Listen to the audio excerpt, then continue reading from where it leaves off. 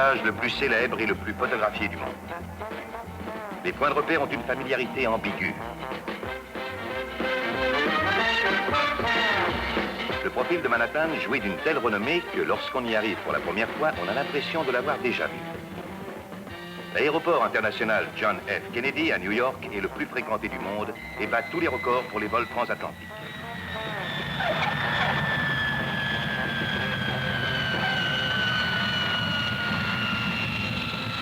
Le trafic intense est réglé au chronomètre. Toute l'année, les Boeing se posent de minute en minute. Encore un jet qui vient de relier les deux rives de l'Atlantique. Tout paraît si simple, si normal, qu'on se sent déjà prêt à faire sienne la cité géante de l'Empire State, l'État impérial.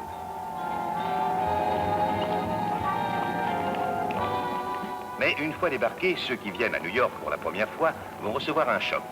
L'Empire State Building dresse sa tour interminable et c'est alors qu'on apprend ce que veut dire le mot « regarder en l'air ». Les lentilles de nos caméras déforment à peine l'écrasante réalité des grands repères de New York. Le building de la Paname réduit à néant la gare du Grand Central.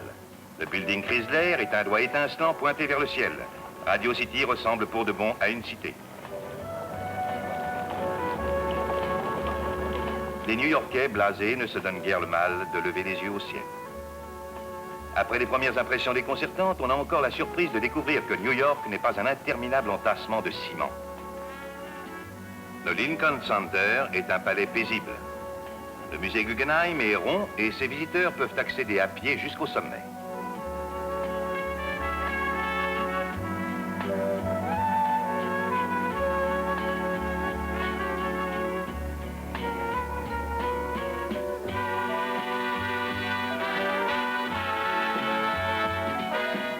On est libre et c'est gratuit d'effectuer une visite guidée de la Fondation Ford à un bâtiment qui est un véritable jardin sous verre.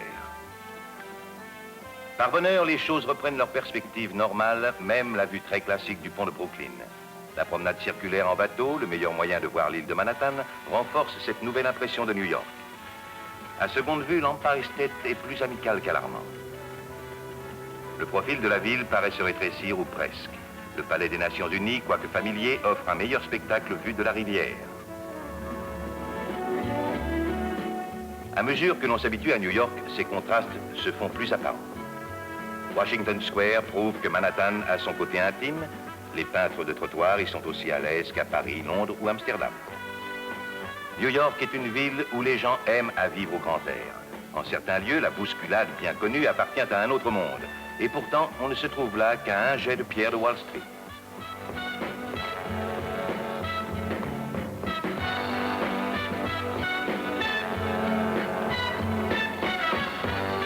À New York, un grand nombre de distractions fort goûtées sont gratuites. Tout le monde aime les défilés et il se passe toujours quelque chose au Rockefeller Center.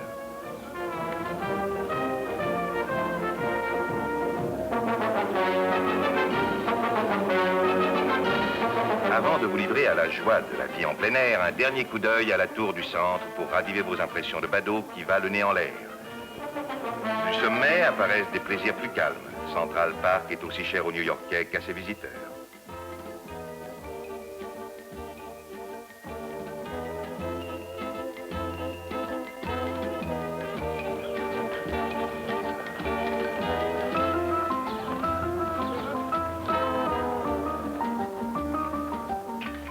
Les New-Yorkais ont toujours jalousement goûté le charme de leur parc. Les promenades en calèche furent appréciées de tout temps, comme aujourd'hui la bicyclette. À New York, on peut faire de l'équitation. À New York, ou plutôt dans l'État qui porte le même nom. À 2 heures d'autoroute, on est dans les monts Adirondack, le cœur de l'État de New York, l'État impérial, où des citadins de plus en plus nombreux viennent tâter du Far West, du Grand Nord et de la vie sportive.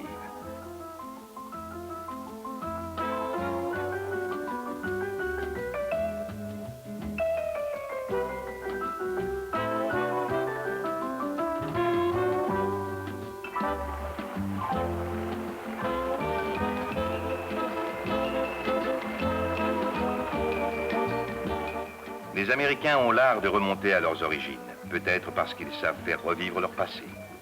L'épopée de l'Ouest garde tout son pouvoir d'évocation.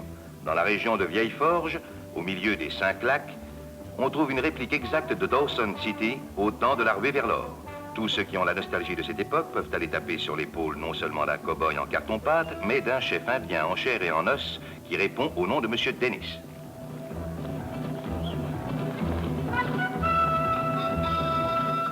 Plus à l'ouest encore, dans cet état chargé d'histoire, Beechnut se souvient de tout. Il était là, il y est encore, les temps de la prospection sont finis pour lui, aujourd'hui il préfère se livrer aux joies de la méditation. Mais voici de quoi exciter l'imagination de ceux qui pensent encore au beau temps de l'arrivée vers l'or.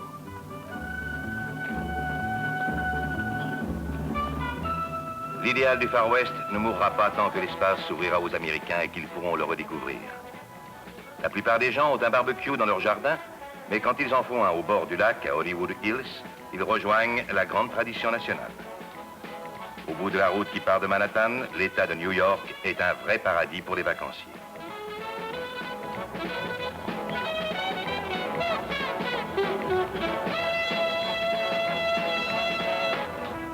La découverte de l'Amérique est plus qu'une rêverie nostalgique. Chaque année, des milliers de jeunes gens, les yeux fixés sur l'avenir, des couples venus en voyage de noces des 4 coins du pays et du monde, se rendent en pèlerinage à ce haut lieu de l'État de New York. Les chutes du Niagara, aussi impressionnantes que la vue des gratte-ciel de Manhattan, et aussi représentatives de l'État de New York.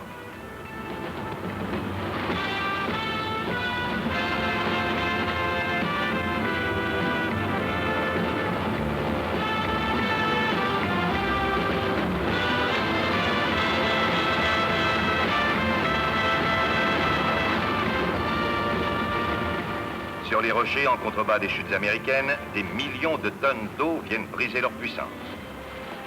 C'est d'un hélicoptère parti de l'île de la Chèvre qu'on a la plus belle vue sur les chutes américaines et du fer à cheval. Après le décollage, on vole droit dans un arc-en-ciel.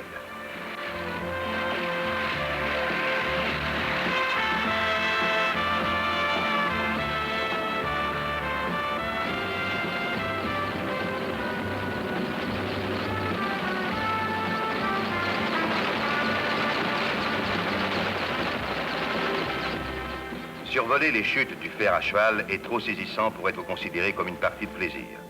Ce n'est pas le cas au Palisades, le parc d'attractions de Manhattan, de l'autre côté de l'Hudson, dans l'État de New Jersey.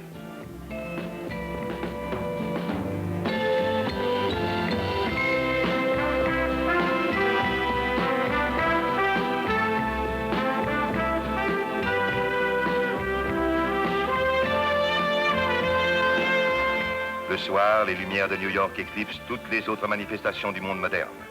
Times Square est unique. L'éclairage y change constamment, rappelant à chacun qu'à New York, le spectacle est partout et sans cesse renouvelé.